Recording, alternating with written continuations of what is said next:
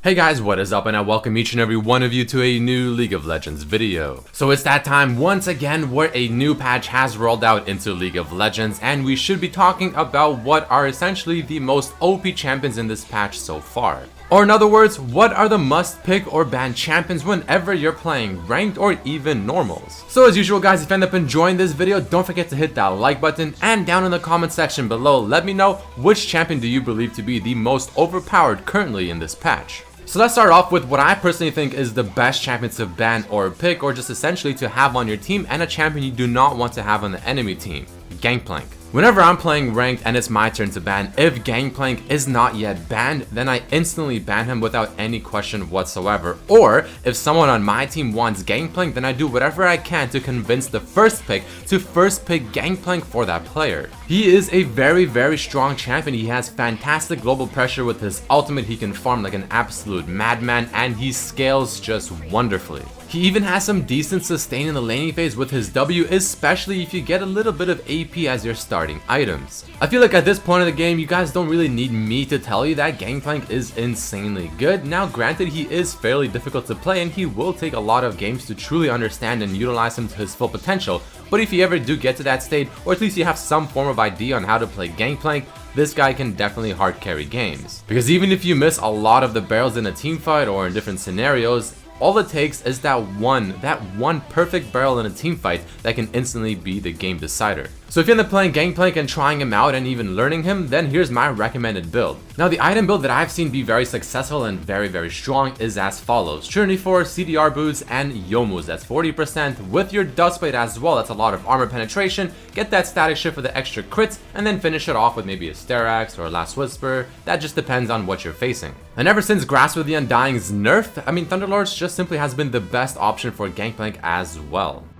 But let's move on to the second champion and go all the way down to the bot lane, because here we'll be talking about Sona. Sona was extremely overpowered about a patch ago, to the point where Riot actually had to hotfix her in the middle of the patch because she was just so insanely strong. But even with that hotfix, Sona is not only still seeing a lot of play, but her win rate is still very impressive. She is easily considered to be one of the best, if not the best support champion at the very moment. She can dish out a lot of damage. I see a lot of Sonas even go a little bit of extra damage items as well, like a Lichbane, offering a lot of sustain and damage to her team. It's really hard to sort of stop her. And she tends to also have a pretty decent laning phase as well, because the Q spam not only does a lot of damage with the power cord, but the W heal is nothing to laugh at. And even with the recent nerfs on Sona this patch, she is still very strong. So if you're someone that plays support, Sona is most likely the champion you want to play, or you might even want to consider banning Sona because she is very strong and she can probably carry bot lanes. But either way, here's my recommended build when playing Sona. Now this is again only one option, and you can easily take out one of these items and maybe replace it with a Lichbane, so maybe the Athenes or something. It really just depends on what you're facing and how aggressive you want to play. But let's chill in the bot lane for just a second longer and talk about the ADC that is also extremely strong, and one that you should either pick or ban. And that ADC is going to be none other than Jhin. This guy re-emerged, and he's an absolute madman, and I mean that literally and figuratively, because he's just destroying solo queue games in general. Not only is his laning phase really strong because of the 4th auto attack, his Q harass with W, he can set up a lot of ganks and synergy with the support with his W, his ult can pick off those squishy targets that ran away with barely any HP, and or even initiate fights because of the slow. But the main thing about Jhin and why he's so popular is still the same reason. The armor penetration build on him is just very strong. His mid-game power is almost unmatched, and he can hard carry games if you play him correctly. So with that being said, let's take a look at what kind of build you want to run when playing Jhin. Armor penetration is the way to go, so Youmu's, Duskblade, easily the first two items you want to get with your boots of choice, either boots of swiftness, Zerker boots, lucidity boots, whichever you prefer, and then you want to follow it up with your endgame items, the ones that give you crit and attack speed, aka more AD. So rapid fire cannon or static shift, maybe something like Infinity Edge, your last whisper or penetration item, and you should be pretty good to go. But now we're gonna make our way over to the jungle, because there are a couple of champions I want to talk about here. And the first one is gonna be Graves. Now this one might be a little bit of a surprise to some people. I mean, Graves, is he really that good right now? Personally, I think he is. I've seen Graves pretty much follow suit to what the Jhin's currently build. A lot of armor penetration and just raw damage, and the amount of damage this champion can deal I mean, I was honestly very shocked many times where I've seen Graves literally two-shot squishies. His jungle clear speed is really nothing too bad whatsoever. He has pretty decent ganks as well because he is a ranged opponent. His W slows, he has that range damage with his Q ultimate combo, and he doesn't even scale that badly, or at least not as badly as you would think he should. So all in all, I'm personally very happy when I see a very good Graves on my team because I know this guy is going to be putting in work. I know I can rely on him for damage, and I know he can most likely kill a lot of the enemy champions. So I guess this is more of a personal preference, but I truly think that Graves is very strong right now, does a lot of damage. But to make you understand why, let's take a look at his build. So like I said, you want to go pretty much a full damage build where you go Warrior Enchantment with the Red Smite because that just adds even more damage, Youmuu's for the extra armor penetration and even CDR, and then the Duskblade and the Maw of Malmortius. All three of these items, the Youmuu's, the Duskblade, and the Maw, gives you armor penetration, and you have a lot of it. You will absolutely annihilate any squishy's face, and you can even top it off with either something like a Last Whisper or maybe like a Death's Dance.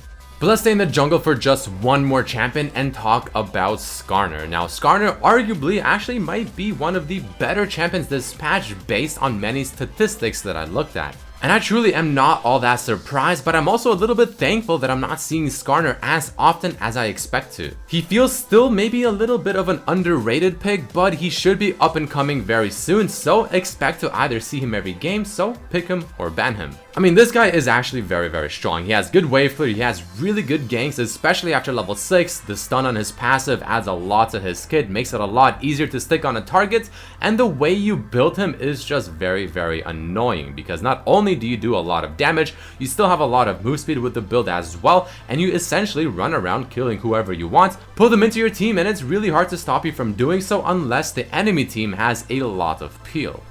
Now let's take a look at how the Skarner build can look like. Now it needs to be relatively tanky, so Cinder Hulk, Deadman's Play, maybe something like a Spirit Visage, or even something like Sterix Gauge. But the main item is the Trinity Force. That's your main one that deals damage, that's your move speed item, that's what really gets you across and makes you do your thing. Everything else I guess sort of just works around the Trinity Force and makes it even better. But all in all, this is a pretty damn strong build and Skarner is pretty damn strong.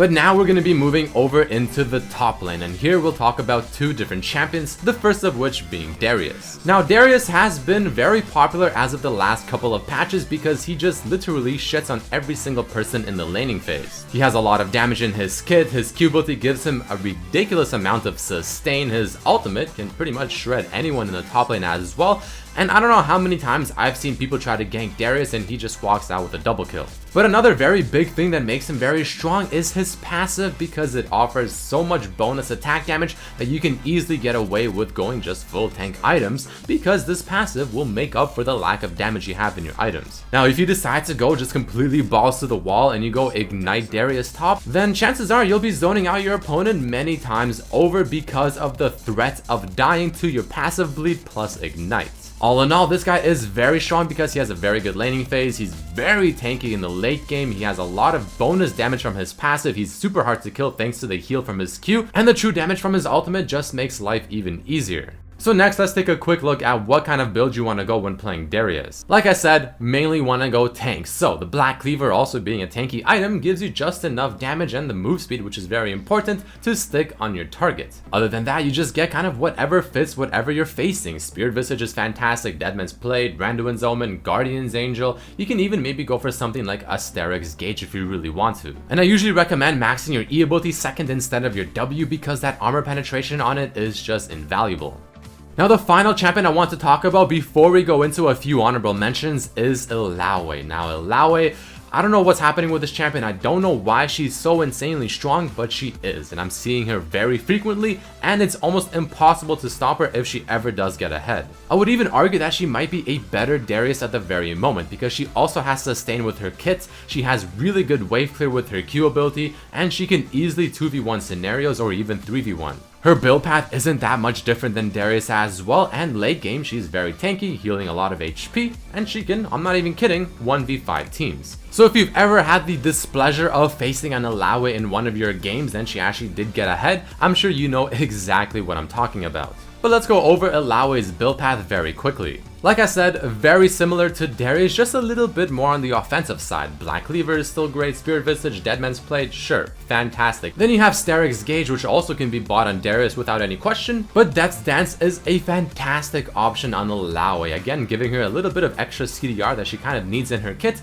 give her the extra damage and even more sustain and just heals. This build will work wonders, so I highly recommend you at least go top lane with Illaoi and try her out because it is actually a lot of fun.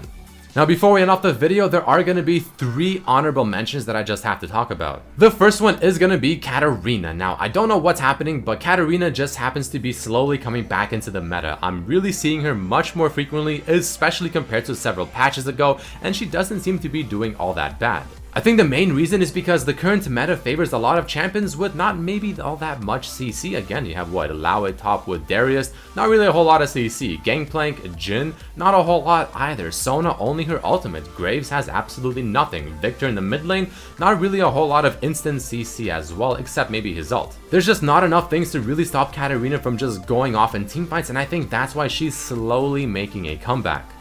Then we have Khaled, the newest champion coming to League of Legends. Now you probably just want to ban him straight up because you don't really want anyone on your team playing him because chances are they won't really do all that well. Then you have the enemy team where somehow, unluckily, you get some guy that's just played 1,000 games already with Khaled somehow, probably using some kind of time machine, and he's an absolute god, destroys your whole team, and you have absolutely no idea how to stop him because he's a new champion.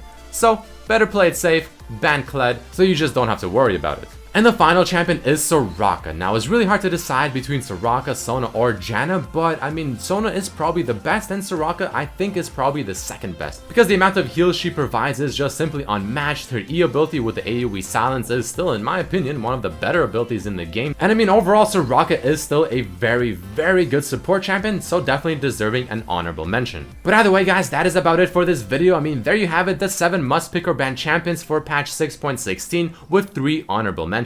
If you did end up enjoying this video or finding it useful or informative, let me know by hitting that like button. Make sure to share this with your friends so everyone has an idea as to what they should be doing, banning and picking in this patch. But thank you all so much for watching, and I hope to see you for my next video. Peace.